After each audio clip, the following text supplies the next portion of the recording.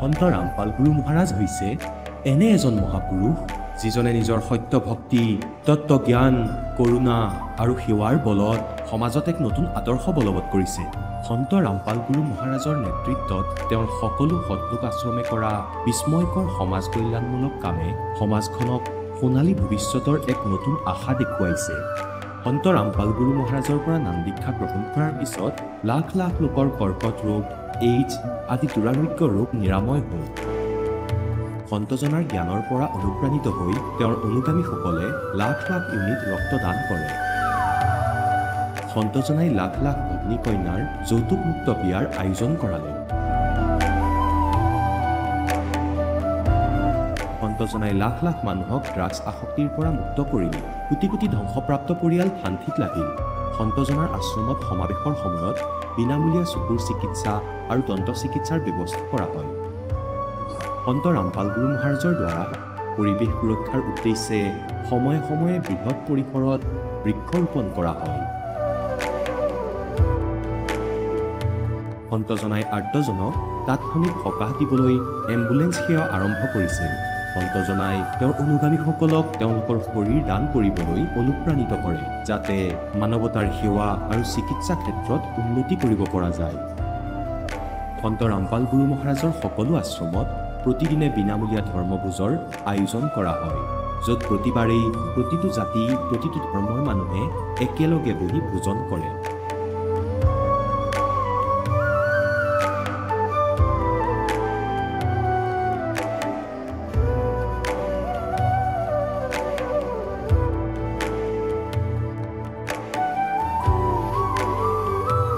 সন্ত ৰামপাল গুৰু মহাৰাজৰ আশ্ৰমত সহস্ৰাধিক বৃদ্ধ বৃদ্ধাই শ্ৰদ্ধা আৰু মৰমেৰে জীৱন যাপন কৰাৰ সুযোগ পায়। তেওঁলোকৰ থকা খোৱাৰ আৰু স্বাস্থ্যৰ সম্পূৰ্ণ দায়িত্ব সন্ত ৰামপাল গুৰু মহাৰাজে বহন কৰে।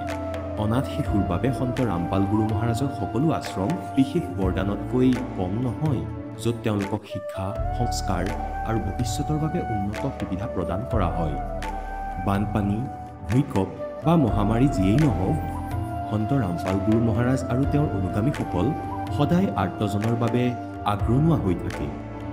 কোভিড মহামাৰীৰ সময়ত সন্ত ৰামপাল গুৰু মহাৰাজৰ আশ্ৰমৰ পৰা কোটি কোটি লোকক খাদ্য, ঔষধ আৰু জীৱন ৰক্ষক সামগ্ৰী যোগান ধৰা হৈছিল। দুখীয়াক সকাহ কৰাই হওক বা যিকোনো শোষিত বা নিপীড়িত শ্ৰেণীৰ অধিকাৰ আৰু মৰ্যাদাৰ বাবে যুঁজ দিয়াই হওক, সন্ত ৰামপাল গুৰু মহাৰাজে সদায় তেওঁলোকৰ সকলো ন্যায্য দাবী চৰকাৰৰ ওচৰলৈ লৈ গৈছে আৰু তেওঁলোকক উপযুক্ত ন্যায় প্ৰদানৰ ক্ষেত্ৰত গুৰুত্বপূৰ্ণ ভূমিকা পালন কৰি আহিছে। সমাজত আধ্যাত্মিক আৰু সামাজিক মূল্যবোধৰ প্ৰতি সজাগতা অনাৰ প্ৰতিটো পদক্ষেপতে সন্ত ৰামপাল গুৰু মহাৰাজ মানৱতাৰ প্ৰকৃত সেৱক হিচাপে প্ৰমাণিত হৈছে।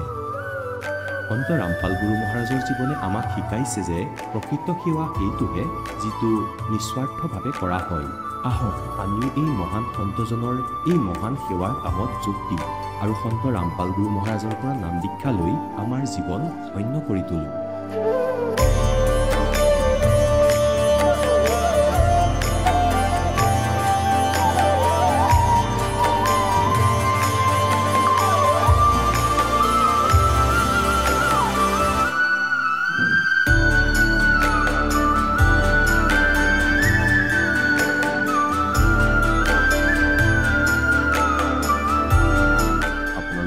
পৰিয়ালৰ সৈতে সৎলোক আশ্ৰমলৈ আন্তৰিকতাৰে আমন্ত্ৰণ জনোৱা হয়।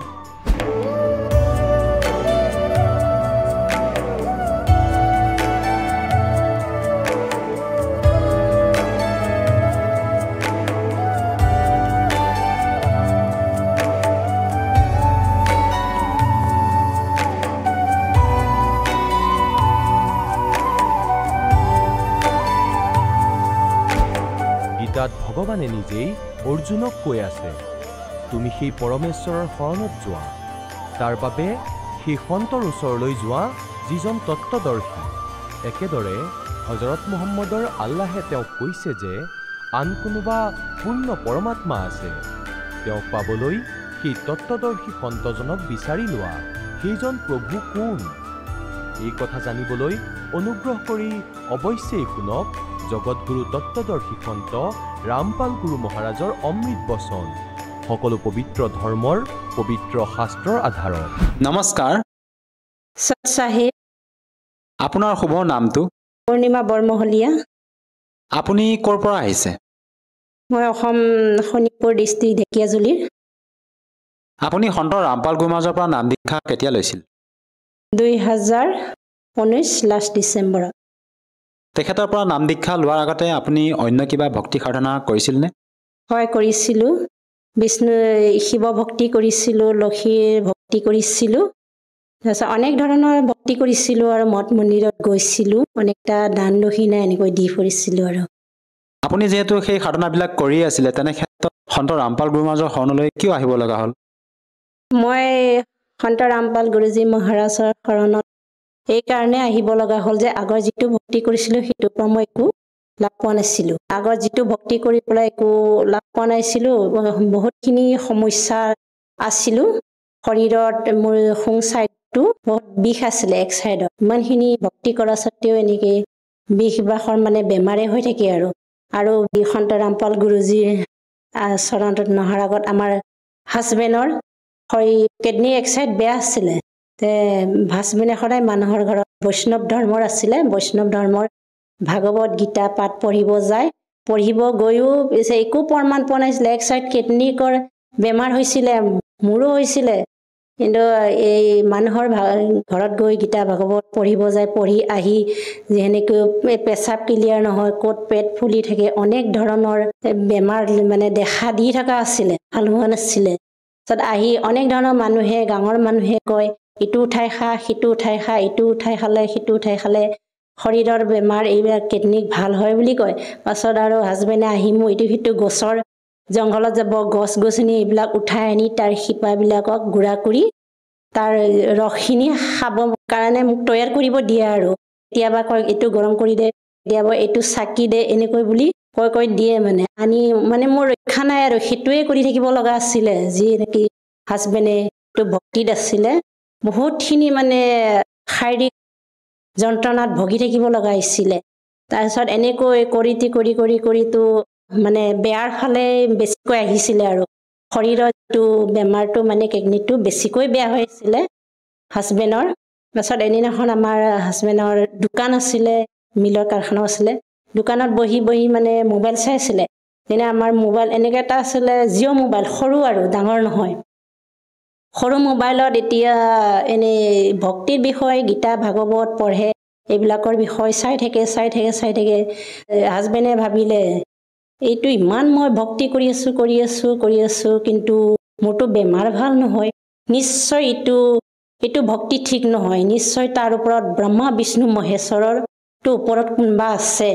সেই বুলি কৈ মোবাইলত মানে সৃষ্টি ৰচনাত পালে সৃষ্টি ৰচনাত যে সন্ত ৰামপাল গুৰুজী মহাৰাজে সৃষ্টি ৰচনাত আঙুলিয়াই ধৰ্মশাস্ত্ৰৰ যিখিনি গীতা ভাগৱত পাঠ এইবিলাক আঙুলিয়াই দেখাই আছে গুৰুজীয়ে তেতিয়া আমাৰ হাজবেণ্ডে মিলাই চালে যিখিনি সি সদায় গীতা ভাগৱত মানুহৰ ঘৰত পঢ়িব যায় সেইটো দি মিলাই চালে ইমান ক্লিয়াৰ ওলা নাই কিছুমান ভুল আছে যিনেকি আমাৰ সত্যটো যিয়ে গুৰুজী সন্ত ৰামপাল গুৰু মহাৰাজে যিটো শাস্ত্ৰ প্ৰায় পঢ়ি দেখাইছে সেইটোহে সত্য হাজবেণ্ডে ভাবিলে এইটোতো মই যিটো কৰিছো এইটোতো ব্যৰ্থ ইয়াৰ পৰা কোনো প্ৰমাণ নহ'ব পাছত আৰু আমাৰ হাজবেণ্ডে ভাবিলে এইটো ভক্তিত থাকি থাকিলে নহ'ব এতিয়া নিশ্চয় ইয়াৰ ওপৰত মই এইজনক বিচাৰিব লাগিব এইজন গুৰু হয় বিশ্বৰ গুৰু আহিছে এখেতৰটোহে সত্য এইজনক আমি বিচাৰিব লাগিব ক'ত কেনেকৈ পাম তেনেকৈ ভাবি পাছত আৰু চাওঁতে গুৰুজীয়েতো জ্ঞান গংগা জিনেকাৰা এইবিলাকৰ বিষয়টো কিতাপটো আহে মোবাইলত পাছত আৰু ফোন নম্বৰ থাকে ফোন নম্বৰ ফোন কৰিলে হাৰিয়ানাত ফোন কৰোঁতে অসমত ক'লে অসমত তেতিয়া এনেকৈ নামদান নাছিলে এতিয়া হৈছে যেনেকি 2019 এতিয়া ডিব্ৰুগড় নাহৰকটীয়াত এখনেই নামদান আছিলে তাৰপিছত তাত ফোন কৰি এনেকৈ যোগাযোগ কৰি পাছত ব্যৱস্থা কৰিলে আৰু গাঁৱৰে এঘৰ আছিলে ব্যৱস্থা কৰি সোনকালে যোৱাৰ ব্যৱস্থা কৰিলে এইজন গুৰু চৰণত আমি যাবই লাগিব নহ'লে আমাৰ জীৱনত কোনো ৰক্ষা নাই বুলি ফোন কৰি টিকেট কাটি আৰু ৰাতিৰ ভিতৰতে হাজবেণ্ডে গ'ল 2 ঘৰ আৰু এঘৰ লগত মানে 4জন ডাঙৰ ছোৱালীজো আৰু হাজবেণ্ডে গোল আৰু গাঙৰু তিনিজন এনেকে গৈ তাত নাম দীক্ষা ল'লে। দীক্ষা লৈ অহাৰ পৰা যেতিয়া হাজবেণ্ডৰ যিমান শৰীৰত ৰোগ ব্যাধি বেমাৰ আজাৰ কিডনী বেয়া আছিলে সেইটো লাভ হ'ল। সেইটো লাহে লাহে মানে কমি আহিব ধৰিলে যিহে নেকি সন্ত ৰামপাল গুৰুজী মহাৰাজে সৎ ভক্তি দিলে। এনে যিটো শাস্ত্ৰৰ পৰা যিটো ভক্তি কৰিব লাগে সেই ভক্তি যিটো গুৰুজীয়ে মন্ত্ৰ দিয়ে সেইবিলাক দিলে। দিয়াৰ পিছৰ পৰাই শৰীৰৰ বেমাৰটো লাহে লাহে ভাল হৈ আহিব ধৰিলে। মই তেতিয়া যোৱা নাছিলোঁ, মই নাম দীক্ষা লোৱা নাছিলোঁ, মই 2 মাহমান পিছত লৈছোঁ। লোৱাৰ পিছত তথাপি মই গুৰুজীক মানে দণ্ডবোধ কৰোঁ, দীক্ষা নল'লেও তথাপি দণ্ডবোধ লোৱাত অকলতে মোৰ মানে শৰীৰৰ যিটো সোঁ চাইডত এক চাইড মানে বেয়া হৈ আহিছিলে, মানে বিষ বাস হৈ আছিলে, সেইটো লাহে লাহে মানে অলপ কমি আহিব ধৰিছে মই দীক্ষা নলোৱাৰ আগতে পৰমাত্মাক দণ্ডবোধ দিয়াতে। তাৰপিছত আৰু মই 2 মাহমান পিছত ল'লোঁ। লোৱাৰ পিছত আৰু বহুতখিনি মানে লাভ পাইছোঁ সন্ত ৰামপাল গুৰুজী মহাৰাজৰ পৰা। এইটো কেনেকৈ সম্ভৱ? আপুনি কৈছে যে তেখেতৰ পৰা নাম দীক্ষা লোৱাৰ পিছতে আপোনাৰ মানুহজনৰ যি কিডনীত পাথৰ থকা বুলি কৈছে সেইটো ভাল হৈছে আৰু আপোনাৰ যি সমস্যা আছিলে তাৰ পৰা আপুনি পৰিত্ৰাণ পালে। এইটো কেনেকৈ সম্ভৱ? এইটো এনেকৈ সম্ভৱ যে আমি যিটো আগত ভক্তি কৰিছিলোঁ সেইটো ব্যৰ্থ। যিটো এতিয়া সন্ত ৰামপাল গুৰুজী মহাৰাজ এই ধৰতীত গুৰু ৰূপত আহিছে সেইজন হ'ল পূৰ্ণ পৰমাত্মা কবিৰ চাহেব, যিটো নেকি সৃষ্টিকৰ্তা মালিক, যিহক আমি মানিব লাগে। সেই ভগৱানজন আগৰ ধৰতীত মানে গুৰু ৰূপত আহিছে। সেই গুৰুজনক আমি ধৰিব লাগে। সেই গুৰুজনৰ চৰণত গ'লেহে আমাৰ এই আত্মাটো কল্যাণ হয়। আৰু এনেকৈ ডাঙৰ মানে আধ্যাত্মিক জ্ঞান এনেকৈ পাইছে আত্মাবিলাকে। আত্মা কল্যাণ হ'ব আৰু বেদ শাস্ত্ৰৰ পৰা আঙুলিয়াই আমাৰ গুৰুজীয়ে দেখাই আছে। আৰু এটা কথা, যিহেতু আপোনাৰ মানুহজনৰ যি কিডনীত পাথৰ হোৱা বুলি ক'লে আৰু আপোনাৰ যি শাৰীৰিক সমস্যা আছিলে, আপোনাৰ এটা মানে শৰীৰৰ এটা অংশ যিটো কৈছিলে আপুনি বিষৰ কথা ক'লে, সেই সমস্যাত আপুনি ভুগি আছিলে। আমাৰ যিহেতু বৰ্তমান আধুনিকতাৰ এই যুগত চিকিৎসা পদ্ধতি উন্নত, আপোনালোকে উন্নত চিকিৎসা কৰিলে হয়তো আপোনালোকৰ সেই সমস্যাৰ পৰা নিশ্চয় পৰিত্ৰাণ পালে হয়। আপোনালোকে ডক্টৰৰ কাষলৈ গৈছিলনে? ডক্টৰৰ কাষত যোৱা হৈছিলে, তথাপি আমি একো লাভ পোৱা নাছিলোঁ। যে ঔষধ পাতি আনি খাই এনে 2-3 দিনমান অলপ ঠিকে থাকে, তাৰপিছত আকৌ মানে বেমাৰটো হৈ আহে। আৰু বৰ্তমান সন্ত ৰামপাল গুৰু মহাৰাজৰ পৰা নাম দীক্ষা লৈ আৰু অন্য কিবা লাভ পাইছেনে আপুনি? লাভটো আমি সন্ত ৰামপাল গুৰুজী মহাৰাজৰ পৰা লাভ পাইছোঁ। শাৰীৰিক ফালৰ পৰা লাভ পাইছোঁ, আধ্যাত্মিক জ্ঞানৰ পৰা লাভ পাইছোঁ, যিহে নেকি আমি আগতে জনা নাছিলোঁ। এতিয়া বহুত ডাঙৰ এইটো লাভ পাইছোঁ আধ্যাত্মিক জ্ঞানত। যেনেকৈ মনুষ্য জীৱনত আমি যিটো ভক্তি কৰিব লাগে সেই ভক্তিটো আমি এতিয়া সন্ত ৰামপাল গুৰুজী মহাৰাজৰ পৰা পাইছোঁ। মনুষ্যৰ জীৱনত যিটো মানে মানিব লাগে এই আত্মা কল্যাণ হয়। আমি এই কালৰ জালত আছোঁ, এই কালৰ জালৰ পৰা আমি উদ্ধাৰ হোৱাৰ ৰাস্তাটো সন্ত ৰামপাল গুৰুজী মহাৰাজে আমাক দিছে। ঘৰখনত আৰ্থিক সমস্যা ফালৰ পৰাই লাভ পাইছোঁ। ঘৰত যদি কিবা এটা যদি ডাঙৰ সমস্যা আহে আমি গুৰুজীৰ নাম লোৱাতে এইখিনি সমস্যা দূৰ হৈ যায়। আৰু আমাৰ যিনে ঘৰত আৰ্থিক সমস্যা এনেকৈ টকা পইচা নাথাকিলেও আমি এনেকৈ পৰমাত্মাৰ দয়াত গুৰুজীৰ দয়াত এনেকৈ আৰামত চলিব পাৰোঁ। মানে এয়া আমাৰ লাভ। আপুনি এগৰাকী সচেতন মহিলা হিচাপে আপুনি সন্ত ৰামপাল গুৰু মহাৰাজৰ জ্ঞান বুজি তেখেতৰ শৰণাগত হৈ ভক্তি কৰি বিভিন্ন প্ৰকাৰে লাভ পাইছে। এইখিনিতে আপোনাৰ পৰা আৰু এটা কথা জানিব বিচাৰিছোঁ, আপোনালোকৰ গুৰু সন্ত ৰামপাল গুৰু মহাৰাজৰ মুখ্য উদ্দেশ্য কি আচলতে? আমাৰ সন্ত ৰামপাল গুৰুজী মহাৰাজৰ মুখ্য উদ্দেশ্য হ'ল জীৱক সৎ ভক্তি দি আত্মা কল্যাণ কৰা। আৰু যিসকল দৰ্শকে আজি আপোনাক টিভি স্ক্ৰীণত প্ৰত্যক্ষ কৰি আছে তেওঁলোকক আপুনি কি বাৰ্তা দিব বিচাৰে, যিহেতু আপুনি তেখেতৰ পৰা নাম দীক্ষা লৈ বিভিন্ন প্ৰকাৰে লাভ পাইছে, যাতে তেওঁলোকেও আপোনাৰ দৰে উপকৃত হ'ব পাৰে? বাৰ্তানো মই কি দিম, হাত জোৰ কৰি কৈছোঁ যেনেকৈ মোৰ সদগুৰু সন্ত ৰামপাল গুৰুজী মহাৰাজৰ চৰণত আহি মই যেনেকৈ লাভ পাইছোঁ তেনেকেই ধৰণে আপোনালোকেও এতিয়া গুৰুজীৰ জীৱনৰ সুগম পথ এইবিলাক কিতাপ অধ্যয়ন কৰক, চাওক, মোবাইল যোগেদি টিভিত সৎসং চাওক, তাৰ পৰা সকলো লাভ পাব পাৰিব। মই যেনেকৈ আমাৰ হাজবেণ্ডৰ শৰীৰৰ পৰা সুস্থ হৈছে, মোৰ নিজৰ শৰীৰৰ পৰা যেনেকৈ লাভ পাইছোঁ, ঠিক তেনেকৈ ধৰণে আপোনালোকেও জ্ঞান বুজক সন্ত ৰামপাল গুৰুজী মহাৰাজৰ সৎসং চাক আধ্যাত্মিক জ্ঞানৰ কিতাপ এতিয়া জ্ঞান গংগা জীৱনৰ সুগম পথ এয়া কিতাপ চাওক জ্ঞান বুজক যেনেকৈ মই লাভ পাইছোঁ সন্ত ৰামপাল গুৰুজী মহাৰাজৰ চৰণত আহি তেনেকৈ আপোনালোকেও লাভ লওক যিসকল দৰ্শকে আজি আপোনাৰ টিভি স্ক্ৰীণত প্ৰত্যক্ষ কৰি আছে সেইসকলক আপুনি উপকৃত কৰিবৰ কাৰণে বা সেইসকলেও যদি আপোনাৰ দৰে লাভ পাব বিচাৰে যদিহে কোনো লোকে তেখেতৰ পৰা নাম দীক্ষা ল'ব বিচাৰে সহজভাৱে কেনেকৈ ল'ব পাৰিব সন্ত ৰামপাল গুৰুজী মহাৰাজৰ নাম দীক্ষা ল'বলৈ তেনেই সহজ আজিকালি সকলোৰ হাতে হাতে মোবাইল আছে এই মোবাইলত এই ইউটিউব চেনেল তাত আৰু টিভি চেনেল সাধনা চেনেলত সৎসং আহে তাত সন্ত ৰামপাল গুৰুজী মহাৰাজৰ তাত তলত নম্বৰ দিয়া আছে সেই নম্বৰত ফোন কৰি সন্ত ৰামপাল গুৰুজী মহাৰাজৰ নাম দীক্ষা ল'ব পাৰি ধন্যবাদ থাকিল সৎসাহী এতিয়া জগতগুৰু তত্ত্বদৰ্শী সন্ত ৰামপাল গুৰু মহাৰাজৰ সৎসংগৰ মাধ্যমেৰে সেই অদ্বিতীয় আধ্যাত্মিক জ্ঞানৰ বিষয়ে জানি লওঁ যাৰ মাধ্যমেৰে আপোনালোকেও প্ৰাপ্ত কৰিব পাৰিব এনেকুৱা আধ্যাত্মিক মানসিক আৰু ভৌতিক সুখ যি এতিয়ালৈকে কেৱল আপোনালোকে মীৰাবাই ধ্ৰুৱ প্ৰহ্লাদ আদি কেইজনমান ভক্তৰ জীৱন কথাতহে শুনিছে এতিয়া শুনক তত্ত্বদৰ্শী সন্তৰ সৈতে শাস্ত্ৰ অনুকূল ভক্তি সৎসংগ এনেকুৱা অদ্বিতীয়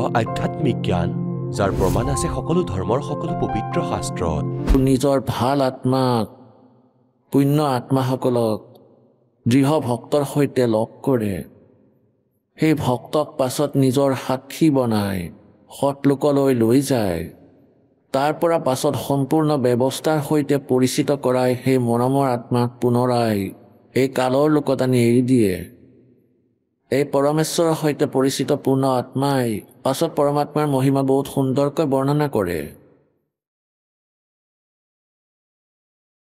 ভালেই সেই সময়ত তেওঁৰ সেই মৰমৰ আত্মাসকলৰ সেই বচনৰ ওপৰত মানুহে মহত্ব নিদিয়ে ইয়াৰ ওপৰত বিচাৰ নকৰে কিন্তু এয়া সেই মধ্য যুগৰ বাবে অত্যন্ত লাভদায়ক হয় আজি আমি ভগৱানক চিনি পাম আৰু পৰমাত্মাক জানিবলৈ আমাক সেই পৰমেশ্বৰৰ মৰমৰ আত্মাসকলৰ সেই অমৃত বচন আজি অতি উপযোগী সিদ্ধ হ'ব সেই পৰমেশ্বৰে চাৰিওটা যুগত একেধৰণৰ লীলা কৰে প্ৰত্যেক যুগতে এটা এনে জীৱন এনেকুৱা লীলা কৰে যেনেকুৱা এজন সাধাৰণ ব্যক্তি হয় আৰু নিজ হাতেৰে কাৰ্য কৰি নিজৰ নিৰ্বাহ কৰি গোটেই জীৱন অতিবাহিত কৰে এনেধৰণৰ লীলাই সেই পৰমাত্মাই কৰে এনেকুৱা বেদত বৰ্ণিত আছে ঋগ্বেদ মণ্ডল নম্বৰ 1 সূক্ত নম্বৰ 31 মন্ত্ৰ নম্বৰ 18 মাজত এই বিৱৰণ আছে সেই পৰমাত্মা পূৰ্ণ ব্ৰহ্মৰ এটা জীৱন এজন মনুষ্য সদৃশ আৰু সেই পৰমেশ্বৰ মনুষ্যৰ দৰে মনুষ্যবধ মানে মানুহৰ দৰে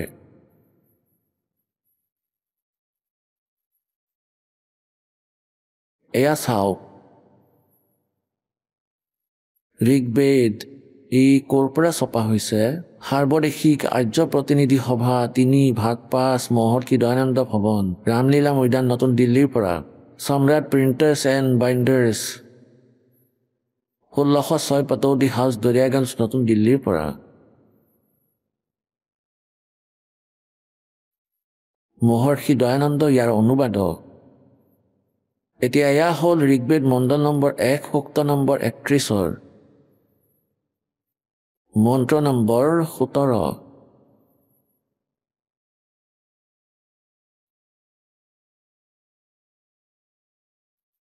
ইয়াত স্পষ্টকৈ লিখা আছে মনুষ্যবধ আগ্নে ইয়াক সন্ধিচ্ছেদ যেতিয়া কৰিম তেতিয়া এই দৰ ত হৈ যাব আৰু হসন্ত লাগি যাব আগ্নেৰ সৈতে লাগি যাব যেনেকুৱাকৈ ইয়াত কৰা আছে মনুষ্যবধ আৰু আগ্নে পৃথক কৰি দিছে ইয়াৰ দুটা ভাগ হৈ আছে মনুষ্যবধ বেলেগ হৈ গ'ল মনুষ্যবধ আৰু আগ্নে বেলেগ হৈ গ'ল। এতিয়াই দয়ানন্দই সত্যাৰ্থ প্ৰকাশত যি অজ্ঞান চিন্তাধাৰা ভৰাই ৰাখিছে যে পৰমাত্মা নিৰাকাৰ, য'তেই বেদত পৰমাত্মাৰ সাকাৰ হোৱা প্ৰমাণ আছে, অনুবাদ কৰাৰ সময়ত শব্দৰ অনৰ্থ কৰিছে। মনুষ্যৱৎ অগ্নে अंगीरसवत अंगीरह यायातिवत सदने पूर्व सूचे। अथ यह है आवह आवह देवम जन्मा सादय बहिर्षि यक्षी चैप्रिय। এতিয়া ইয়াৰ অৰ্থ কি হয় যে হে মনুষ্যৱৎ অগ্নে, হে পৰমেশ্বৰ। অগ্নে মানে পৰমেশ্বৰ। আপুনি মানুহৰ দৰে আৰু মনুষ্যৰ দৰে তেজময় শৰীৰ ধাৰণ কৰি আপুনি এজন মনুষ্য সদৃশ আৰু প্ৰত্যেক যুগতে আপুনি এয়াতিবৎ যেনেকৈ পুৰুষ যজ্ঞৰ সৈতে তামস সিদ্ধি কৰোৱাবলৈ আহে, যেনেকৈ ইয়াতিবৎ মানে নিজৰ হাতেৰে কাম কৰে, যেনেকৈ মানুহে নিজ হাতেৰে কাৰ্য কৰি নিজৰ সকলো কামক সিদ্ধ কৰে অৰ্থাৎ জীৱন নিৰ্বাহ কৰে, এনেকৈয়ে সেই পৰমাত্মা মনুষ্যৰ দৰে। এওঁ কি অৰ্থ কৰিছে? মনুষ্যৱতৰ মানুহৰ অহা যোৱাৰ সমান। মনুষ্যৱত মানে মানুহৰ সমান, মনুষ্যৰ সমান, মনুষ্যৰ দৰে, মানুহৰ দৰে। পৰমাত্মা মনুষ্যৰ দৰে হয় আৰু মানুহৰ দৰে কৰ্ম জনসাধাৰণৰ দৰে কাৰ্য কৰে।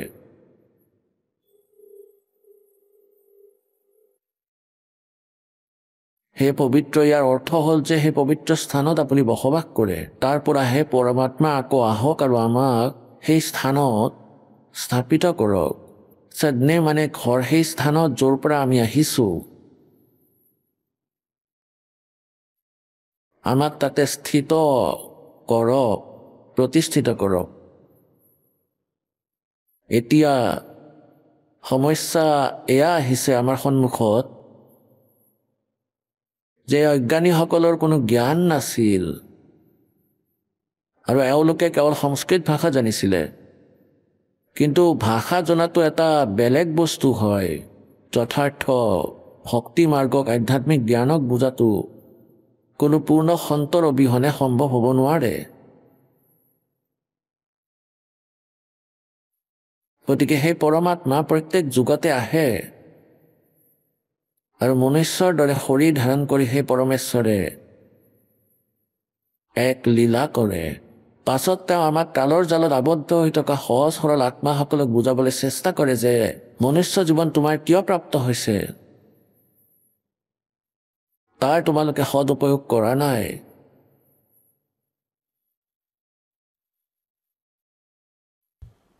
अब परमात्मा हमें याद दिलाते हैं कि कबीरा वो दिन याद कर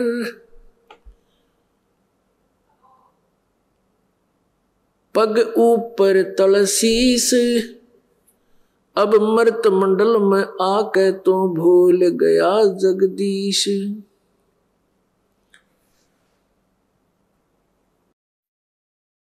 परमात्मा কৈছে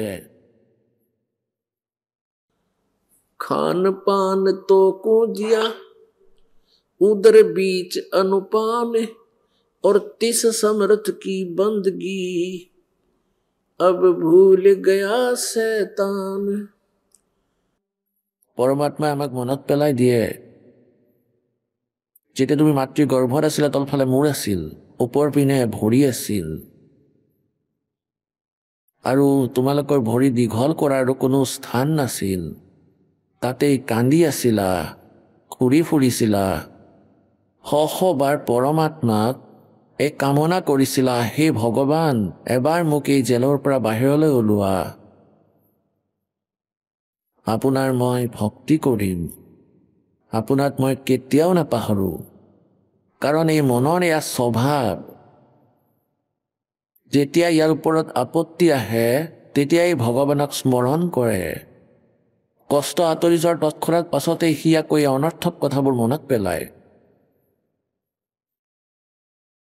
যি সময়ত মাতৃৰ গৰ্ভতে প্ৰাণী থাকে তেতিয়া ই বহুত দুখত থাকে আৰু তাৰ নিজৰ ভূত আৰু ভৱিষ্যত সকলো মনত পৰে সেই সময়ত সি সকলো গম পায় 9 মাহ সি এয়াই চিন্তা কৰি থাকে যে মই পূৰ্ব জন্মত ভক্তি সাধনা কৰা নাছিলোঁ সেইকাৰণে আজি মই দুখ পাইছোঁ এই সৰ্ব ৰীল চাই থাকে নিজৰ পূৰ্ব জন্মৰ যে মই এয়া অপৰাধ কৰিছোঁ যাৰ ফলত মই তাত নৰকত ভুগিছিলোঁ তাত মই এনেকুৱা কষ্ট পাইছোঁ মই এনেকুৱা ভুল কৰিছোঁ পাছত এই দুয়ো তাতে বাৰে বাৰে ক্ষমা প্ৰাৰ্থনা কৰে আৰু অন্তৰাত্মাক কয় যে হে ভগৱান মই কাণত ধৰিছোঁ এবাৰ আকৌ মোক মনুষ্য জন্ম দি দিয়ক আপোনাক কেতিয়াও পাহৰি নাযাওঁ আৰু বাহিৰলৈ আহিয়েই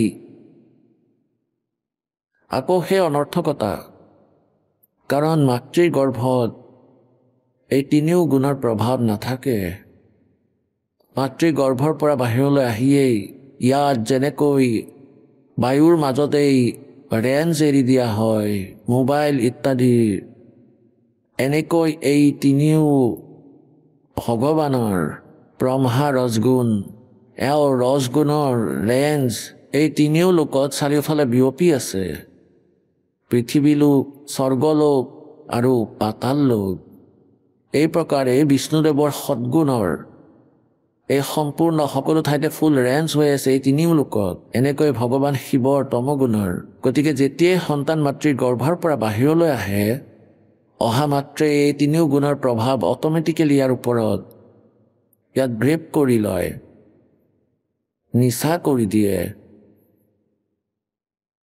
আৰু ইয়াৰ পাছত সি সকলো পাহৰি যায় তাত নতুন ধৰণে পঢ়োৱা হয় এয়া তোমাৰ পিতা হয় এয়া তোমাৰ মাতা এওঁ ভনী এওঁ তোমাৰ খুৰা আৰু পেহা সকলো সম্পৰ্ক মুখস্থ কৰোৱা হয় আৰু পাছত শিক্ষা দিয়া হয় আৰু সি ভগৱানক পাহৰি যায় যি কাৰণে পৰমাত্মাই স্বয়ং আহি তাক মনত পেলাই দিয়ে যে তুমি কিয় মৰ্তমণ্ডলত আহিছিলা মাতৃগৰ্ভত তুমি কি কি প্ৰতিশ্ৰুতি দিছিলা সেই আটাইবোৰ পাহৰি গৈছা অবুজন এতিয়া পৰমাত্মাৰ ভজন কৰা সাধনা কৰা परमात्मा अपे अपनी अप आरती अपे साजे अपे किंगर अपे बजे अपे ताल जहां जनकारा आप नचे आप देखण कह कबीर ऐसी आरती गाऊं आपा मध्य आप समाऊं क्या बताते हैं परमात्मा कि ये सौदा फिरना ही संतो यो सौदा फिरना ही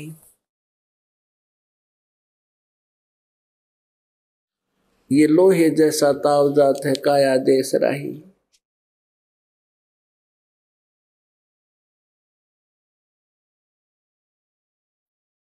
এতিয়া পুণ্যাত্মাসকল কিমান অন্তঃশীৰ্ষবাণী ইয়াক মনোযোগেৰে শুনা নিজৰ হৃদয়ত ঠাই বনোৱা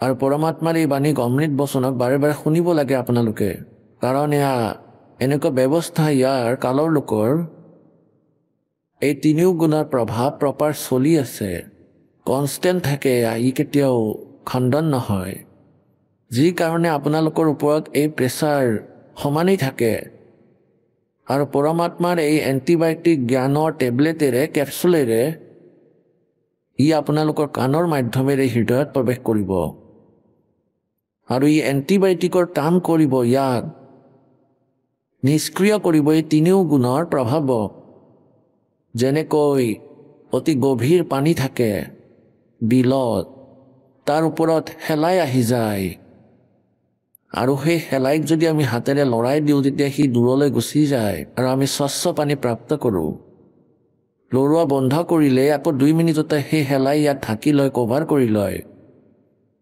এই প্ৰকাৰে তিনিও গুণৰে শেলাই আপোনালোকৰ অন্তঃকৰণত স্বাভাৱিক ৰূপেৰে আহি যায় ইয়াৰ বাবে সৎসংগ শুনাই শেলাই আঁতৰোৱা অতি আৱশ্যক কি কোৱা হৈছে यो सौदा फेर नाही संतो यो सौदा फेर नाही ঐ হৈ এই কিনা বেচা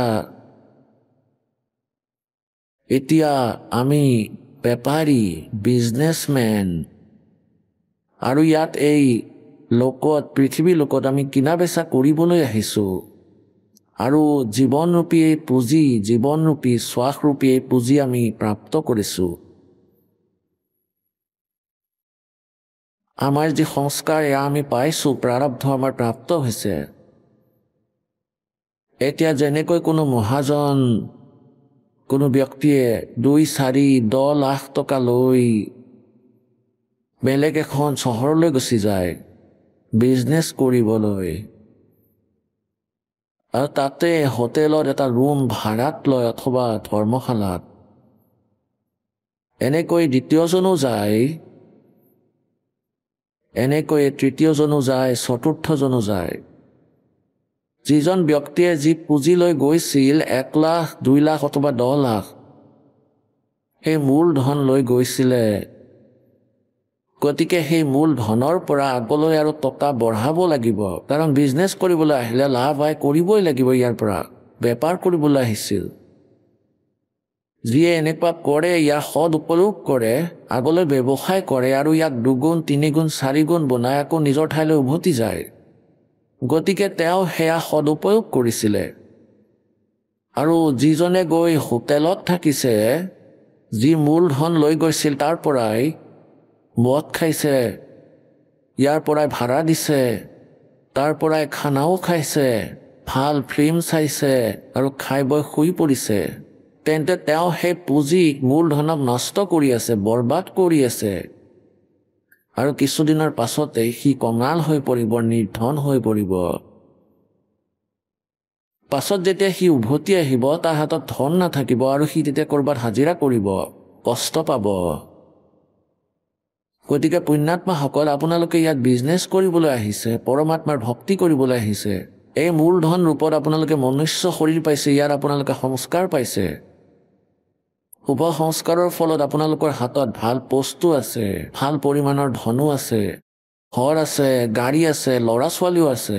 গতিকে এইবোৰ আপোনালোকৰ মূলধন, পুণ্যৰ ফল। এয়া পূৰ্বজন্মৰ ষ্টক হয় আপোনালোকৰ, এয়া মূলধন। এই মূলধনেৰে আপোনালোকে আৰু ধন উপাৰ্জন কৰিব লাগিব, বিজনেছ কৰিব লাগিব, বেপাৰ কৰিব লাগিব। আৰু সেই বিজনেছ এই ৰাম নামৰ, সত্য ভক্তি, দান ধৰ্মৰ, যিয়ে এনেকুৱা কৰা নাই, মনুষ্য জীৱন প্ৰাপ্ত কৰি তেওঁ জানিবা হোটেলত থাকি আৰাম কৰিছে, খাইছে আৰু শুই আছে, আৰু ফিল্ম চাইছে, মদ খাইছে, নিজৰ মূলধনক নাশ কৰি আছে আৰু কঙাল হৈ উভতি যাব। এনেকৈয়ে যিয়ে পৰমাত্মাৰ ভক্তি নকৰি কেৱল পূৰ্বজন্মৰ পৰা প্ৰাপ্ত নিজৰ পুণ্যৰ আধাৰত সুখ ভোগ কৰি আছে, ইয়াকে প্ৰাপ্ত কৰি সেইখিনি পাই ইয়াত নাচি বাগি আছে, গাড়ীত চলা ফুৰা কৰে, বিজনেছ, এই নকলি বিজনেছ কৰে, ইয়াৰ ভক্তি একেবাৰে নকৰে। গতিকে তেওঁ নিজৰ মূলধনৰ নাশ কৰি আছে। আৰু যি পুণ্যাত্মা আপোনালোক হয়, আপোনালোকে নিজৰ সেই মূলধনৰ সদুপয়োগ কৰি আছে।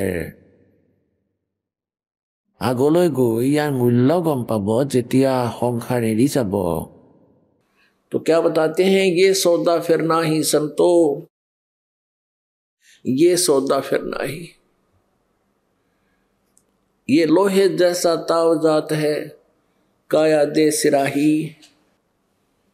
3 लोक और भवन चतुर्दश, सब जग सौदे आही। 3 लोक और भवन चतुर्दश, এই আটাইবোৰত যিমান প্ৰাণী আছে, নিজৰ বিজনেছৰ বাবেই ইয়ালৈ আহিছে। এতিয়া যেনেকৈ ওপৰৰ লোকত যিসকল গুচি গৈছে, তেওঁলোকে ইয়াত যেনেকুৱা বিজনেছ কৰিছে, যেনেকুৱা ধন উপাৰ্জন কৰিছে, পৰমাত্মাৰ ভক্তি যেনেকুৱা আয় উপাৰ্জন কৰিছে, তাৰে আধাৰত কোনোবা ব্ৰহ্মা হৈছে, কোনো বিষ্ণু হৈছে, কোনো শিৱ হৈছে, কোনোবা দেৱতা হৈছে, কোনো ইন্দ্ৰ, কুবেৰ, বৰুণ হৈছে, আৰু কোনোবা গাধ হৈছে।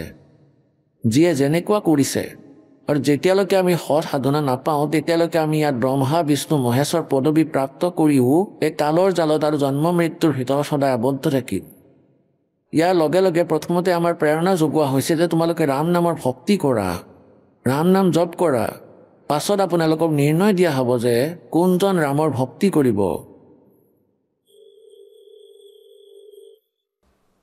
ये सौदा फिर ना ही संतो, यो सौदा फिर ना ही। और लोहे जैसा तावजात है, काया दे सिराही। যেনেকৈ লোহা গৰম কৰা হয়, প্ৰথমে জুইত দি কমাৰ শালত লোহা গৰম কৰিছিলে লোহাৰে। এতিয়া আপোনালোকক এটা চিম্পল উদাহৰণ দি আছো। গতিকে লোহা গৰম কৰি একেবাৰে বাহিৰলৈ উলিয়াই আনিছিলে লোহাৰে কাৰিকৰে, আৰু ওপৰত লগে লগে ইয়াত পিটিছিলে। গৰম গৰম লোহা যি তাপ তাৰ ওপৰত আহিছিল তাতে পিতা হৈছিলে, সেইকাৰণে ইয়াত গৰম কৰা হৈছিল। আৰু তাৰ পৰা তেওঁলোকে সেই ইনষ্ট্ৰুমেণ্ট বনাই লয়। আৰু সেই লোহা যদি সামান্য ঠাণ্ডাও হৈ যায়, তাৰপিছত তাক যিমান ডাঙৰ হাতুৰিৰে নিপিটিলেও তাৰ পৰা একো বনাব নোৱাৰি, বেকা তেৰা হৈ যাব। সেয়েহে গৰম গৰম অৱস্থাত যেতিয়া লোহাত পিতা হয়, তেতিয়াহে ইয়াৰ লাভ উঠাব পাৰি। যি বনাব বিচাৰে সেয়া বনাব পাৰি। গতিকে এনেকৈ এই মনুষ্য শৰীৰ আপোনালোকৰ এই গৰম লোহা, ইয়াৰ ওপৰত আপোনালোকক এই ৰাম নামৰ হাতুৰি কোব লগালেহে ইয়াৰ সদুপয়োগ হৈ যাব। পাছত ই যদি ঠাণ্ডা হৈ পৰে, যিদিনাখন আপোনালোকে শৰীৰ ত্যাগ কৰিব, তাৰপাছত আৰু নহ'ব। পাছত ই বেকা তেৰা হ'ব, কোনোবা গাধৰ মুখৰ দৰে, কোনোবা কুকুৰৰ। সেয়া বেকা তেৰা মুখ হৈ যাব, এই সুন্দৰ শৰীৰো নাথাকিব। কোৱাৰ অৰ্থ এয়া যে এই মনুষ্য শৰীৰ থাকোঁতে আমাৰ যি কৰিবলগীয়া আছে সেয়া কৰি ল'ব লাগে।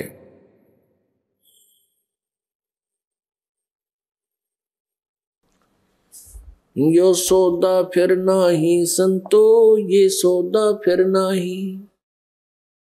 लोहे जैसा ताव जात है, लोहे जैसा ताव जात है, काया दे सराही संतो, ये सौदा फिर नाही। 3 लोक और भवन चतुर्दश, 3 लोक और भवन चतुर्दश, सब जग सौदे आही संतो, ये सौदा फिर नाही। दुगने तिगने किए चौगने, दुगने तिगने किए चौगने, किन्हो मूल गवाही संतो, ये सौदा फिर नाही। यो सौदा फिर नाही संतो, यो सौदा फिर नाही।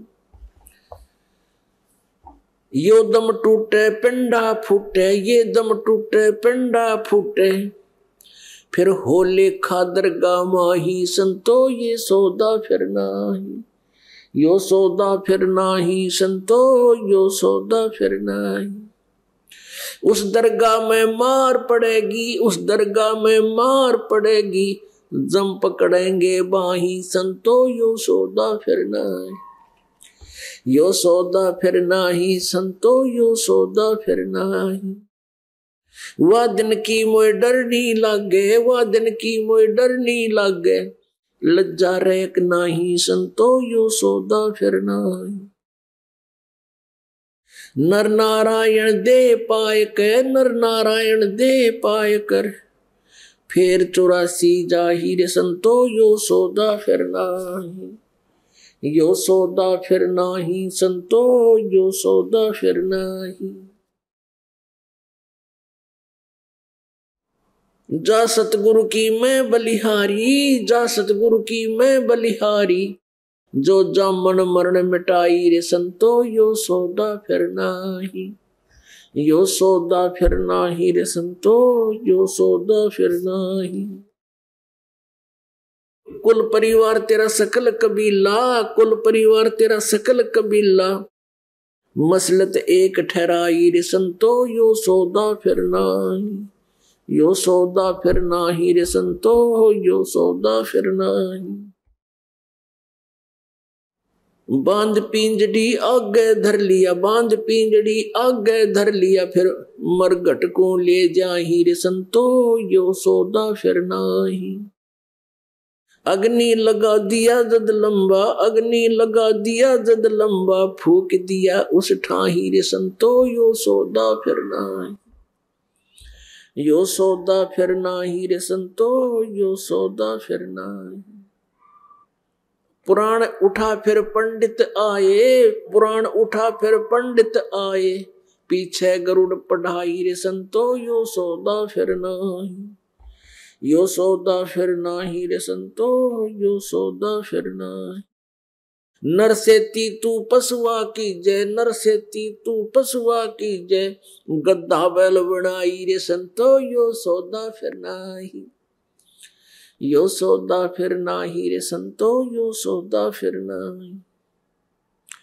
ये 56 भोग कहाँ मन बोरे, 56 भोग कहाँ मन बोरे, फिर कुरड़ी चरने जाई रे संतो यो सौदा फिर नाही, यो सौदा फिर नाही रे संतो यो सौदा फिर नाही। प्रेत से ला पे जा बिराजो, प्रेत से ला पे जा बिराजो, फिर पितरों पिंड भराई रे संतो यो सौदा फिर नाही, यो सौदा फिर नाही रे संतो यो सौदा फिर नाही। बहुर श्राद्ध खान को आए, बहुर श्राद्ध खान को आए, फिर काग बहे कलमाही रे संतो यो सौदा फिर नाही, यो सौदा फिर नाही रे संतो यो सौदा फिर नाही। जय सतगुरु की संगत करते, जय सतगुरु की संगत करते, तेरे सकल कर्म कट जाई रे संतो यो सौदा फिर नाही, यो सौदा फिर नाही रे संतो यो सौदा फिर नाही। अमरपुरी पर आसन होते, अमरपुरी में आसन होते, जहां धूप ना छाई रे संतो यो सौदा फिर नाही, यो सौदा फिर नाही रे संतो यो सौदा फिर नाही। सुरत नृत मन पवन पियाना, सुरत नृत मन पवन पियाना, शब्दे शब्द समाई रे संतो यो सौदा फिर नाही, यो सौदा फिर नाही रे संतो यो सौदा फिर नाही। गरीबदास गलतान महल में, गरीबदास गलतान महल में, मिले कबीर गोसाई रे संतो यो सौदा फिर नाही। এতিয়া পুণ্যাত্মাসকল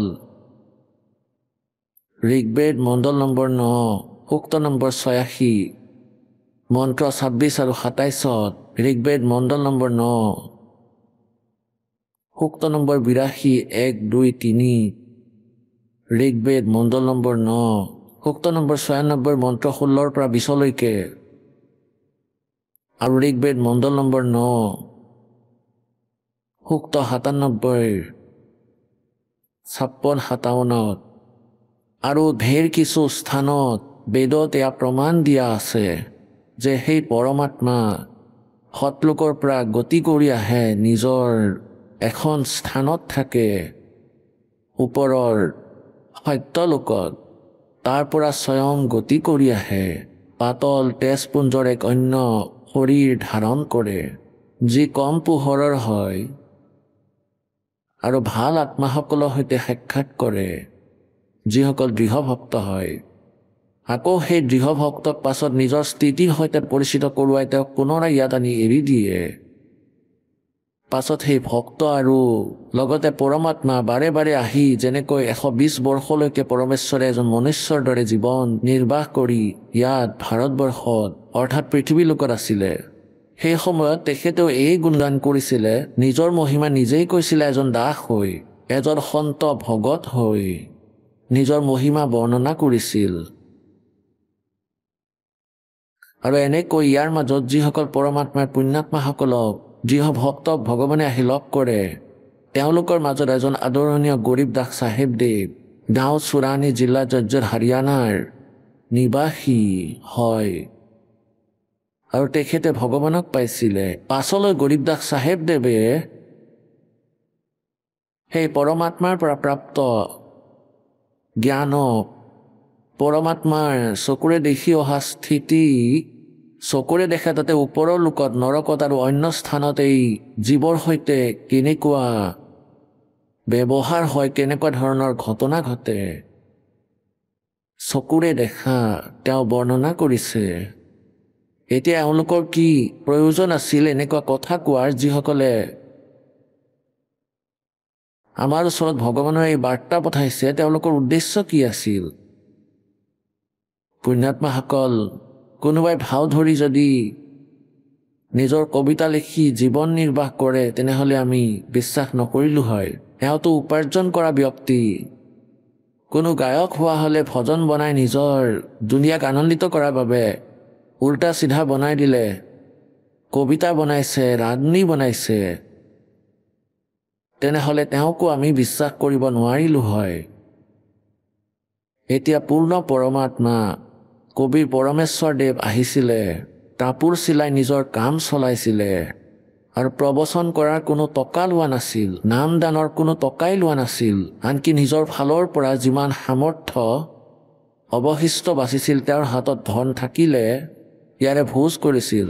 আহক আমি এতিয়া সেই শ্ৰদ্ধালুসকলৰ অনুভৱবোৰ জানো, যিসকলে জগতগুৰু তত্ত্বদৰ্শী সন্ত ৰামপাল গুৰু মহাৰাজৰ পৰা দীক্ষা প্ৰাপ্ত কৰিছে তথা তেওঁ কোৱা ভক্তি মাৰ্গ এওঁলোকে অৱলম্বন কৰি আছে। নমস্কাৰ। সৎ চাহেব ছাৰ। কি নাম আপোনাৰ? মোৰ নাম মঞ্জু বৰ্মা হয়। মঞ্জু, আপুনি ক'ৰ পৰা আহিছে? মই গাঁও তহৰা, জিলা ৰায়পুৰ, ছত্তীশগড়ৰ। সন্ত ৰামপালদেৱ মহাৰাজৰ পৰা নাম দীক্ষা আপুনি কেতিয়া ল'লে?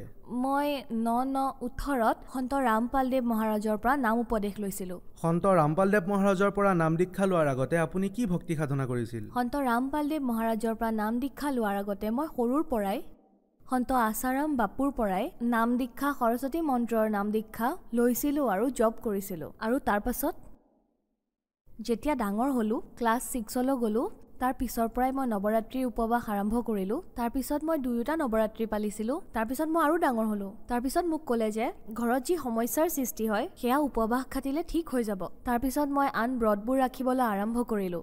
তাৰপিছত মোক কোনোবা এজন মহাৰাজে ক'লে, যদি তুমি 12 মাহেই আঘানৰ উপবাস ৰাখা তেতিয়া বৃহস্পতি ভগৱানে সকলো ঠিক কৰি দিয়ে। তাৰপিছত মই বৃহস্পতিবাৰৰ ব্ৰত ৰখা আৰম্ভ কৰি দিছিলোঁ। ছাৰ, তাৰ পাছত কি বুলি কয়, মোৰ বিয়া হ'ল আৰু মোৰ বিয়াও গায়ত্ৰীৰ লগত জড়িত পৰিয়ালৰ লগত হ'ল। গতিকে গাঁৱত আমাৰ গায়ত্ৰী পৰিয়ালৰ যি যজ্ঞ হয় সেয়া 108 কুণ্ডি এনেকুৱা কিবা যজ্ঞ হয়। তাত মই যজ্ঞত যাবলৈ ল'লোঁ। তাতো মই গায়ত্ৰী মন্ত্ৰৰ পৰা নাম লৈছিলোঁ। তাৰপিছত মই তাত পূজা ভক্তি কৰিবলৈ আৰম্ভ কৰিছিলোঁ।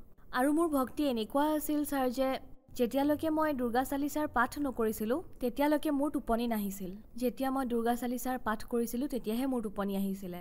তেন্তে কি কাৰণে আপুনি সন্ত ৰামপালদেৱ মহাৰাজৰ শৰণলৈ আহিল? সন্ত ৰামপালদেৱ মহাৰাজৰ জীৱনৰ সুগম পথ কিতাপখন বহুত ভাল ছাৰ। সেইখন মই এদিনতে পঢ়ি পেলালোঁ। সেইখন পঢ়াৰ পিছত মোৰ মনত যি ল'ৰা ছোৱালীৰ ভেদাভেদ আছিল একেবাৰে আঁতৰি গ'ল। তাৰপিছত ছাৰ কি বুলি কয়, মোৰ যে দ্বিতীয়টো সন্তান হৈছিলে তাৰ গা এমাহলৈকেহে ভালে আছিলে। মাত্ৰ এমাহ হোৱাৰ লগে লগে তাই গা বেয়া হোৱা আৰম্ভ হ'ল ছাৰ। গতিকে আমি ৰায়পুৰৰ প্ৰাগ হস্পিটেলত এডমিট কৰালোঁ ছাৰ। সৰু ল'ৰা ছোৱালীক যে মূৰতে থপথপাই দিয়ে সেয়া ভিতৰলৈ বহি গৈছিলে। তেতিয়া আমি লগালগ হস্পিটেললৈ লৈ গ'লোঁ। তেতিয়া ডক্টৰে ক'লে যে মাৰিব খুজিছা নেকি? আনাত ইমান দেৰি কৰিলা, বহুত বেয়া অৱস্থা হৈ গৈছে। এতিয়া এই ৰিপৰ্ট ইত্যাদি উলিয়াব লাগিব, এক্সৰে ইত্যাদি কৰাব লাগিব। তাৰপিছত ছোৱালীজনীৰ এক্সৰে কৰালোঁ ছাৰ। এক্সৰেখন দেখুৱাৰ পাছত ডক্টৰে ক'লে যে তাইৰ বুকুত কফ জমা হোৱা আৰম্ভ হৈছে, তাইৰ নিমুনিয়া হৈ গৈছে। এতিয়া ঔষধ পাতি যেতিয়ালৈকে তাইৰ 7 বছৰ হৈ নাযায় তেতিয়ালৈকে প্ৰত্যেক 15 দিনত 700 টকাৰ ইনজেকশ্যন এটা আহে, সেই ইনজেকশ্যনটো দিব লাগিব। তেতিয়া আমাৰ বহুত চিন্তা হৈ গৈছিলে ছাৰ। নাতো আমাৰ ওচৰত ঘৰ আছে না কিবা আছে, আমাৰ ওচৰত খেতি পথাৰো নাই। কিবাকে আমি জীৱন যাপন কৰি আছোঁ, এতিয়া কেনেকৈ কৰিম? তথাপিও আমি কৰি আছিলোঁ ছাৰ, ইনজেকশ্যন ইত্যাদি। এতিয়া বাচ্চাটোৰ কপালত যি লিখা আছে, পৰমাত্মাই কপালত যি লিখিছে, আমি চাগে কেতিয়াবা আগৰ জন্মত কিবা ভুল কৰিছিলোঁ সেই বুলি ভাবি তাই চিকিৎসা কৰাই আছিলোঁ যে যিয়েই নহওক বাচ্চাটো ঠিক হৈ যাওক। তাৰপিছত এসপ্তাহৰ পিছত আমাক হস্পিটেলৰ পৰা যাবলৈ দিলে। তাৰপিছত যেতিয়াই ঘৰলৈ আনিলোঁ তেতিয়াই বমি, হাগনি আৰু জ্বৰ আৰম্ভ হৈ গ'ল। কেৱল এদিনেই ঠিকে আছিলে। তাৰপিছত আমি একতা হস্পিটেল ৰায়পুৰত ভৰ্তি কৰালোঁ ছাৰ। তাৰপিছত তাতো এসপ্তাহ ঠিকে আছিলে। তাৰপিছত ছুটি লৈ ঘৰলৈ আহিলোঁ, আকৌ বাচ্চাটো আৰম্ভ হৈ গ'ল। তাৰপিছত আমি কি কৰিলোঁ, তাৰপিছত সংকল্প ল'লোঁ যে যেতিয়াই বাচ্চাটো ঠিক হ'ব, যিহেতু দেৱীৰ আস্থা আছিল, মই ক'লোঁ এটা খাপৰিমানিত এগছি চাকিও জ্বলাইছিলোঁ। মোৰ ছোৱালীজনী মানে যেতিয়া সুস্থ হৈ যাব মই আজীৱন চাকি জ্বলাম। মই প্ৰথমে 1 বছৰ 2 বছৰ জ্বলাইছিলোঁ। মা তাৰাণীয়ে যদি মোৰ ছোৱালীজনীক সুস্থ কৰি দিয়ে তেন্তে মই যেতিয়ালৈকে জীয়াই থাকোঁ তেতিয়ালৈকে চাকি জ্বলায়ে থাকিম। যিহেতু মোৰ ল'ৰা নাই, তাইকে মই সকলো বুলি ভাবি জ্বলাম। এইটো কৰাৰ পিছতো যেতিয়া তাই ঠিক নহ'ল তেতিয়া মই কি কৰিলোঁ, বৈদ্যসকলৰ ওচৰলৈ যাব ধৰিলোঁ। যি তান্ত্ৰিকৰ কথা কয় সেই তান্ত্ৰিকৰ ওচৰলৈ যাব ধৰিলোঁ। তথাপিও ঠিক হোৱা নাছিল। তাৰপিছত কোনোবাই ক'লে, ছাৰ তোমালোক মীৰা দাত্তাৰ ওচৰলৈ যোৱা, মানুহে হাৰ মানিলে মীৰা দাত্তাই সকলো কৰি দিয়ে। তাৰপিছত আমি তালৈ গ'লোঁ। এদিন দুদিনলৈকেতো ঠিকেই আছিল। তাৰপিছত আকৌ আৰম্ভ হৈ গ'ল সেই প্ৰব্লেম। তাৰপিছত আমি তাতে ৰুম লৈ থাকিবলৈ ধৰিলোঁ। তাতে আমি এসপ্তাহ ৰুম লৈ আছিলোঁ, চাদৰ দিছিলোঁ। সমান সমান ঘেঁহু জুখি যে দান দিয়া হয়, আমি ঘেঁহু ইত্যাদিও দান দিব ধৰিলোঁ মাজাৰত। তথাপিও মোৰ ছোৱালীজনী ভাল হোৱা নাছিলে। আমি হতাশ হৈ গৈছিলোঁ ছাৰ। আৰু তাৰপিছত যে মোৰ স্বামীৰ বন্ধু গুমান ভগতদেৱ, যিয়ে সন্ত ৰামপালদেৱ মহাৰাজৰ পৰা উপদেশ লৈছিল, তেওঁ আমাক ক'লে যে তিনদাৰ কুৰ্মী বৰ্ডিঙত সৎসংগ এখন আছে, আপোনালোক আহি যাব। যদি জ্ঞান বুজি পায় তেনেহ'লে লৈ ল'ব, নহ'লে আপোনালোকৰ যি ভাল লাগে তাকেই কৰিব। আপোনালোকে এবাৰ ইয়াত নাম লৈতো চাওক, ইয়াত সকলোবোৰ ঠিক হৈ যাব বুলি ক'লে। সন্ত ৰামপালদেৱ মহাৰাজৰ সৎসংগ শুনিবলৈ তিনটা বৰ্ডিঙত যি সৎসংগ হৈছিলে আমি তালৈ গ'লোঁ। গতিকে তাত আমাৰ ভগতদেৱে নাম ল'ব বিচাৰিছিলে। তেতিয়া মই ভাবিলোঁ যে মোৰ ছোৱালীজনী ভাল হৈ যায় যদি তেতিয়াহে মই নাম ল'ম। মোৰ স্বামীয়ে নাম লোৱাৰ পিছত যদি মোৰ ছোৱালীজনী ভাল হৈ যায় তেতিয়াহে নাম ল'ম। যোৱাৰ পিছত তাত সৎসংগ হৈ আছিল। তাৰপিছত সৎসংগলৈ গৈ আমি দুয়োজনে সন্ত ৰামপালদেৱ মহাৰাজৰ পৰা নাম উপদেশ ল'লোঁ। সৎসংগলৈ যোৱাৰ পিছত মই কৈছিলোঁ যে মোৰ স্বামীয়ে নাম লোৱাৰ পাছত যদি মোৰ ছোৱালীজনী ভাল হৈ যায় তেতিয়াহে মই নাম ল'ম। তাৰপিছত তালৈ যোৱাৰ পিছত মই সৎসংগ শুনিলোঁ আৰু সৎসংগ শুনি মোৰ ভাল লাগিল। তেতিয়া ভগতদেৱসকলে তাত চৰ্চা কৰি আছিল যে মোৰ ল'ৰাটো গৈ থাকোঁতে সন্মুখৰ পৰা এখন ট্ৰাক আহি আছিল, কিন্তু পৰমাত্মাই তাক বচালে। এনেকৈয়ে ভগতদেৱসকলে চৰ্চা কৰি আছিলে। আৰু চৰ্চা শুনি মোৰ এনেকুৱা লাগিল যে যদি এওঁলোকৰ সন্তানক বচাব পাৰে পৰমাত্মাই, মোৰ সন্তানক কিয় বচাব নোৱাৰিব?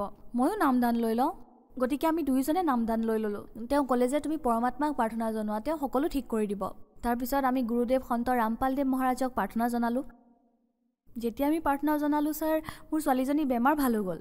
সন্ত ৰামপালদেৱ মহাৰাজৰ পৰা নাম দীক্ষা লোৱাৰ পিছত কিবা লাভ পালেনে? হয় ছাৰ, আমি বহুত লাভ পাইছোঁ। পৰমাত্মাই অগণন লাভ দিছে। তাৰ ভিতৰত মোৰ মূৰত আগতে বিষ আছিলে ছাৰ। যেতিয়াই মোৰ মূৰৰ বিষ আৰম্ভ হৈছিলে তেতিয়াই মই চকুৰ সন্মুখত ক'লা ক'লা দেখি গৈছিলোঁ, একো দেখা নাপাইছিলোঁ। তাৰ লগতে মোৰ বমিও আৰম্ভ হৈ গৈছিল, মই একো খাব নোৱাৰিছিলোঁ।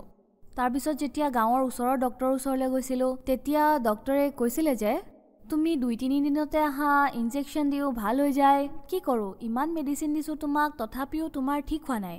তেতিয়া মোৰ ভগতদেৱে ক'লে যে ব'লা তোমাক বাহিৰলৈ লৈ যাওঁ। তেতিয়া মোৰ ভগতদেৱে উৰিষ্যাম খৰিয়াত ৰোড তাৰে ডক্টৰৰ ওচৰলৈ নিলে। তাত ক'লে যে মোৰ মূৰৰ বিষয় আৰু চকুৰ আগত এন্ধাৰ এন্ধাৰ দেখা পাওঁ, আৰু ক'লে যে বমিও হৈ যায় মোৰ। তেতিয়া ডক্টৰে ক'লে যে তোমাৰ যে মূৰৰ বিষ, বমি, এন্ধাৰ এন্ধাৰ দেখা পোৱা, এইবোৰ ব্ৰেইন টিউমাৰৰ চিন হয়। চিটি স্কেন কৰাই লওক, নহ'লে আপোনাৰ মগজু ফাটি যাব। ব্ৰেইন টিউমাৰ লাহে লাহে ভিতৰতে ডাঙৰ হৈ যায়। তাৰপিছত আমি কান্দিবলৈ ধৰিলোঁ যে ছাৰ, আমাৰ ওচৰততো ইমান পইচা নাই, মোৰ চিটি স্কেন কেনেকৈ কৰাম, কেনেকৈ মোৰ চিকিৎসা কৰাম, আমাৰ স্থিতি বহুত বেয়া হৈ গৈছে। তেওঁ যেতিয়া ক'লে মোৰ মূৰত ব্ৰেইন টিউমাৰ আছে, তেতিয়া মই আৰু ভগতদেৱে চিন্তা কৰিবলৈ ধৰিলোঁ যে আমাৰ ওচৰতো ইমান পইচা নাই যে চিটি স্কেন কেনেকৈ কৰাম আৰু চিকিৎসা কেনেকৈ কৰাম। সদগুৰু সন্ত ৰামপালদেৱ মহাৰাজৰ শৰণলৈ অহাৰ পিছত পৰমাত্মাক প্ৰাৰ্থনা জনালোঁ, আৰু তেতিয়াই তেওঁৰ আদেশ আহিল যে কবিৰ পৰমাত্মাই দয়া কৰিব আপোনাক, আপুনি ভক্তিৰ মৰ্যাদাত থাকক আৰু ভক্তি কৰক। তাৰপিছত মোৰ মূৰৰ বিষ ভাল হৈ গ'ল। ছাৰ, যি কাৰণে আমি নাম লৈছিলোঁ মোৰ ছোৱালীজনী, গতিকে তাইৰ পৰমাত্মা সন্ত ৰামপালদেৱ মহাৰাজক প্ৰাৰ্থনা জনোৱাৰ পাছত তাইৰ নিমুনিয়া আছিল, সেয়া ভাল হ'ল। গতিকে পৰমাত্মাৰ দয়াত আমাৰ যি ডাঙৰ খৰচ আছিলে, আমি যে গোটেই জীৱনটো ইনজেকশ্যন দিব লাগিব বুলি কৈছিলে, 7 বছৰলৈকে আৰু খোৱা বোৱাও বাছি দিবলগীয়া হৈছিল, তাৰ পৰা পৰমাত্মাই আমাক মুক্তি দিলে। এতিয়া মোৰ ছোৱালীজনীয়ে নাম উপদেশ লৈছে, তাইৰ 4 বছৰ হৈছে, তাইও পৰমাত্মাৰ ভক্তি কৰিব ধৰিছে। আমি চিকিৎসা কৰাওঁতে কৰাওঁতে আমাৰ বহুত ধাৰ হৈ গৈছিলে। গতিকে মোৰ ভগতদেৱে 2 লাখ টকা বেংকৰ পৰা লোন লৈছিলে। যেতিয়া বেমাৰ হ'ল তেতিয়া আমাৰ 50,000 টকা খৰচ হ'ল, হাতত 1.5 লাখ টকা বাকী আছিলে। তাৰপিছত কি হ'ল, আমি যেতিয়া পৰমাত্মাৰ শৰণলৈ আহিলোঁ, আমি বেংকৰ ঋণ মৰাৰ কথা ভাবিলোঁ। আমি যেতিয়া বেংকলৈ গ'লোঁ তেতিয়া ছাৰ, বেংকৰ মেনেজাৰে ক'লে যে আপোনালোকৰ যি পে ফিজ আৰু যি সুত আছে সেয়া মিলাই আপোনালোকৰ পইচা 2 লাখ হৈ গ'ল বুলি ক'লে। তাৰপিছত তাতে মোৰ ভগতদেৱ, যি মোৰ স্বামী, আৰু আমি দুয়োটাই পৰমাত্মাক সন্ত ৰামপালদেৱ মহাৰাজক প্ৰাৰ্থনা জনালোঁ যে হে মালিক, আমি এতিয়া আৰু একো কৰিব নোৱাৰোঁ, যি কৰিব এতিয়া আপুনিয়ে কৰিব পাৰিব। আমাৰ আৰ্থিক আমদানি আপুনি জানে, আপুনি দিব পাৰিব দাতা, আপুনি যি কৰিব ভালেই কৰিব। যেতিয়া আমি প্ৰাৰ্থনা কৰিলোঁ ছাৰ, বেংক মেনেজাৰে ক'লে যে যিহেতু আপোনালোকৰ ইমান সমস্যা হৈছে বুলি কৈছে, বেংক মেনেজাৰৰ ওচৰত ইমানখিনি পাৱাৰ থাকে যে আপোনালোকৰ পইচা আধা কৰাব পাৰিম। পৰমাত্মা সন্ত ৰামপালদেৱ মহাৰাজৰ দয়াত আমাৰ যি 2 লাখ টকাৰ লোন আছিলে সেয়া 1 লাখহে দিবলগীয়া হ'ল। এইটো এটা লাভ হ'ল। তাৰপিছত ছাৰ, আমাৰ ওচৰত ঘৰ নাছিলে, আমাৰ যি ঘৰ আছিল সেয়া ভঙা চিঙা আছিল। এনেকুৱা স্থিতি আছিল যে গাঁৱৰ সকলোৱে হাঁহে যে ছালখন ভাঙি গলেও লগাব নোৱাৰে, ঘৰ ক'ৰ পৰা বনাব। যেতিয়া আমি মালিকক প্ৰাৰ্থনা জনাইছিলো পৰমাত্মা সন্ত ৰামপালদেৱ মহাৰাজক যে পৰমাত্মা আমাৰ ওচৰত ঘৰ নাই, আমি কেনেকৈ থাকিম, আমাক ঘৰ বনাবলৈ দিয়ক, তেতিয়া পৰমাত্মাই ক'লে পুত্ৰ ভক্তি কৰা, পৰমাত্মাই সকলো কৰিব। পৰমাত্মাৰ দয়াত আমাৰ গাঁৱত বহুতো বিবাদ আছিল আমাৰ মাটিক লৈ, তথাপিও আমি মাটিখিনি পালোঁ। তাৰপিছত ঘৰৰ কাম আমি আৰম্ভ কৰি দিলোঁ। বস্তু পেলোৱাৰ ছাৰ, মোৰ ওচৰত কাম কৰা মানুহক দিবলৈ পইচা নাছিলে, ৩,০০০ টকা। তেতিয়া মই প্ৰাৰ্থনা জনালোঁ ছাৰ, দিনটো মই প্ৰাৰ্থনা কৰি থাকোঁ যে পৰমাত্মা গধূলি মই কি দিমনো, গধূলিতো পইচা খুজিব। ঘৰৰ আলমাৰীত ছাৰ মই বস্তুবোৰ ৰাখিছিলোঁ, ৰেচন পাতি। যেতিয়া মই গধূলি তাৰ পৰা বস্তু উলিয়াবলৈ গ'লোঁ সেই বস্তুৰ মাজত পৰমাত্মাই ৩,০০০ টকা থৈ গৈছিলে ছাৰ। এইদৰে পৰমাত্মাই মোক আৰ্থিক লাভ দিছিলে ছাৰ। আৰু আন এটা লাভ এইটো হ'ল ছাৰ, যি মোৰ মা আছে, যেতিয়া মই জন্ম হোৱা নাছিলোঁ তেতিয়াৰ পৰাই মোৰ মায়ে ইয়াতে যে ফেক্টৰীবোৰ আছে, টুথপেষ্টৰ ফেক্টৰীবোৰ, তাতে কাম কৰিবলৈ গৈছিলে। তেওঁ নিচা কৰিছিলে। তেতিয়া মই কৈছিলোঁ যে মা এইবোৰ এৰি দিয়ক, গুৰুদেৱে মানা কৰিছে, এইবোৰ বেয়া কথা। মায়ে কৈছিলে নহ'ব পুত্ৰী। তেতিয়া মই ক'লোঁ যে আমাৰ পৰম পূজ্য ৰামপালদেৱ মহাৰাজৰ নাম লোৱাৰ পাছত নিচা আৰু বেমাৰ সকলোবোৰ ঠিক হৈ যায়। আমি যিহেতু ইমান বিপদৰ পৰা বাচিছোঁ, আপুনি কিয় নাবাচিব। মোৰ মায়ে যেতিয়াই নাম ল'লে ভগতদেৱ, তেতিয়া তেওঁ নিচা কৰিব এৰি দিলে। তেওঁ পাহৰিয়ে গ'ল যে তেওঁ যে কেতিয়াবা নিচা কৰিছিল। আৰু এটা লাভ হ'ল যে আমাৰ প্ৰেত বাধা আছিলে ঘৰত, আৰু আমাৰ ঘৰত যদি পইচা ৰাখোঁ, আলমাৰীত যদি অলপো পইচা ৰাখোঁ, সেয়া চুৰ হৈ গৈছিলে, নিজে নিজে নোহোৱা হৈছিলে, সোণ ৰূপো নোহোৱা হৈ গৈছিলে। তান্ত্ৰিকৰ ওচৰলৈ যাওঁতে তেওঁলোকে কৈছিলে যে আপোনালোকৰ ঘৰত বিৰা এৰি দিছে, তাইকো আপোনাৰ দৰে দেখি। যেতিয়াই তুমি তান্ত্ৰিকৰ ওচৰলৈ যাবলৈ ওলাই যোৱা তেতিয়া তোমাৰ শাহুমাই তোমাকে দেখে। সেইবাবে আমাৰ ঘৰত শাহু বোৱাৰীৰ মাজত বহুত কাজিয়া আছিলে। শাহুমাই কৈছিলে যে পইচা আৰু গহনা তুমি চুৰ কৰিছা। মই তেতিয়া কৈছিলোঁ যে ছাৰ, এজনী মহিলাৰ বাবে স্বামী আৰু সন্তানতকৈ মূল্যৱান একোৱে নাথাকে। মই নিজৰ ল'ৰা ছোৱালী আৰু স্বামীৰ কসম খাই কৈছোঁ, মোৰ স্বামী জীয়াই থাকিলে যিমান পইচা উপাৰ্জন কৰি আনে মোকে দিব, গতিকে মই চুৰ কৰিনো কি কৰিম। এই বুলি কৈ মই বহুত কান্দিছিলোঁ। সেইবাবে বহুত কাজিয়া হৈছিলে ঘৰত। তান্ত্ৰিকে কৈছিলে যে আপোনালোকে যেতিয়া কাজিয়া কৰে সেয়া আপোনালোকৰ ঘৰত যি প্ৰেত আছে তাৰ ভোজন, যেতিয়াই তুমি কাজিয়া কৰা সেয়া বাঢ়ি বাঢ়ি যায়। তেতিয়া তান্ত্ৰিকে ক'লে যে মই 10,000 ল'ম আৰু আপোনালোকৰ ঘৰৰ পৰা উলিয়াই দিম। তেতিয়া ক'লোঁ যে ঠিক আছে উলিয়াই দিয়ক। তেতিয়া তেওঁ ছাৰ ৰাতি আহিলে, উলিয়ালে, ক'লে যে সেয়া আপোনালোকৰ ঘৰত বহুত আগৰ পৰাই আছিলে, যেতিয়া বিয়া হৈছিলে 3 মাহৰ পৰাই আছিল। ইয়ে আপোনাক সমস্যা দি আছিলে, ইয়ে আপোনাৰ শৰীৰতো অশান্তি দি আছিলে।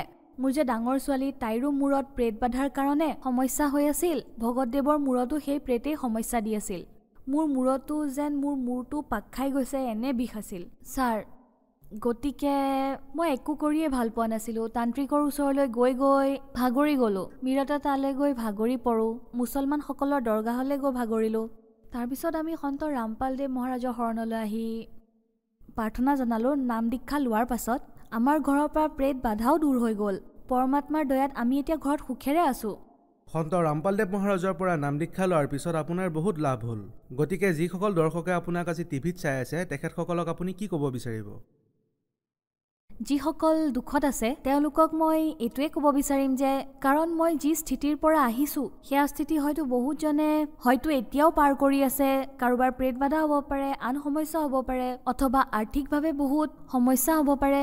আপোনালোকে হয়তো বহুত পূজা কৰি আছে কিন্তু একো ঠিক হোৱা নাই। গতিকে ইয়াৰ বাবে পৰমাত্মাই কৈছে, তুম কন ৰাগ কা জপতে জাপম তিৰছে কাটে না তিনো তাপম। আপুনি কোন ৰামৰ ভক্তি কৰি আছে, আপোনাৰ বাধা বিঘিনি কাটিব পৰা নাই, তেনেহ'লে আপুনি আদিৰামৰ শৰণ গ্ৰহণ কৰিব লাগিব। আদিৰামৰ শৰণলৈ আহিবলৈ আপুনি সন্ত ৰামপালদেৱ মহাৰাজৰ শৰণলৈ আহিব লাগিব। সন্ত ৰামপালদেৱ মহাৰাজৰ পৰা নাম দীক্ষা কেনেকৈ ল'ব পাৰি? সন্ত ৰামপালদেৱ মহাৰাজৰ পৰা দীক্ষা ল'বৰ বাবে টিভি চেনেলত সৎসংগ আহে, তাতে হালধীয়া শাৰী এটা আহে, তাতে নামদান কেন্দ্ৰৰ নাম্বাৰ দিয়া থাকে। তাতে যদি ফোন লগাই তেন্তে আপোনাৰ ওচৰত থকা নামদান কেন্দ্ৰটোৰ বিষয়ে আপুনি গম পাব, য'ৰ পৰা আপুনি নাম উপদেশ প্ৰাপ্ত কৰি নিজৰ জীৱনৰ কল্যাণ কৰাব পাৰে। ধন্যবাদ। সৎ চাহেব।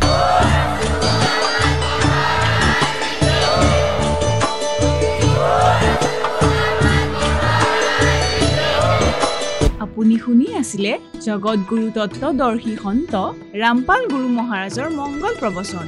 অধিক জানিবৰ বাবে ভিজিট কৰক www.jagatgururampalji.org।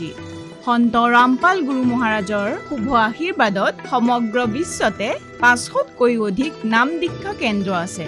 য'ত সন্ত ৰামপাল গুৰু মহাৰাজৰ দ্বাৰা বিনামূলীয়াকৈ নাম দীক্ষা দি থকা হৈছে। আপোনাৰ ওচৰৰ নাম দীক্ষা কেন্দ্ৰৰ ঠিকনা জানিবলৈ সম্পৰ্ক কৰক 7082208528।